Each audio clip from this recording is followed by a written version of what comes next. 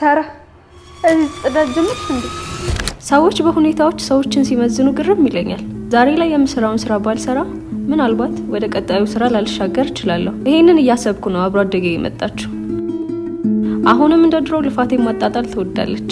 በአፏም በአይኗም ደጋግማ ትናገረኛለች። ሳራ ለምንድነው ግን ስራ ማትሰሪ? ሁልጊዜ ስትደክሚ ስለፊ ነው ማቅሽ። እኔ ራሱ ያው ተመርቄ ስራ ፈትቶኛለሁ። አይሄዋን እኔ ትልቅ ህልም ያለኝ ሰው ነኝ። አንድ ቀን ደግሞ የልፋቴን ውጤት ታያለሽ። አንቺም ቢሆን ዞር ብለሽ አቅምሽን ስራ ብትፈልጊ ነው የሚሻለው። ሄዋን እውነቱን መስማት አትወድም። የራሷ የቅን ህልም ላይ ነች። እኔ ያልሰራሁት ስራ የለም። ሳልሰስት ለለውጥ ጉልበቴንና እውቀቴን ሰጥቻለሁ። የሰው ልጅ በእውቀት ሲሰራ ደግሞ ፍሬ ያፈራል። ዋናው ቁም ነገር መስራት አለማቆም ነው። ብዙ አመታት አለፉ። ሄዋን ስራ እየፈለገች 5 አመት ሞላት። የቤት አከራዩም በጊዜ እየከፈልሽኝ አይደለም ብላት ከቤት እንዳባረረች ሰምቻለሁ። ለስራ ፍለጋ ወደ ጊፍት ሪል ስቴት ስትመጣ ምን ብትለኝ ጥሩ ነው? አይ ሄዋን ሳራ እዚህ ጽዳት ጀመርሽ እንዴ? ወይዘሮ ሳራ እንኳን ደስ አሉ። ከጊፍት ሪል ስቴት ባለ 3 መኝታ አፓርትመንት ባለቤት ሆነዋል። ቴንክ ዩ።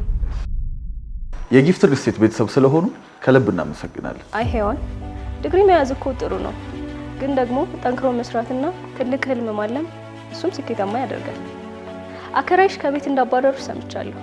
እኔ ጋር መተሽ መኖር ከፈለግሽ ቤቴ ሰፊ ነው። የሰው ልጅ መስራቱን እስካላቆመ ድረስ ያሰበበት መድረሱ ግድ ነው። እናንተም ከጊፍት ሪል ስቴት የህልሞን ቤት በአንድ አመት ይረከቡ። በመሃል ከተማ ለኑሮ በሚመች የጊፍት ሪል ስቴት መንደሮች ይኑሩ። ሳይቶቻችንን መጥተው ይጎብኙ። ጊፍት ሪል ስቴት ማህበረሰብን እንገነባለን።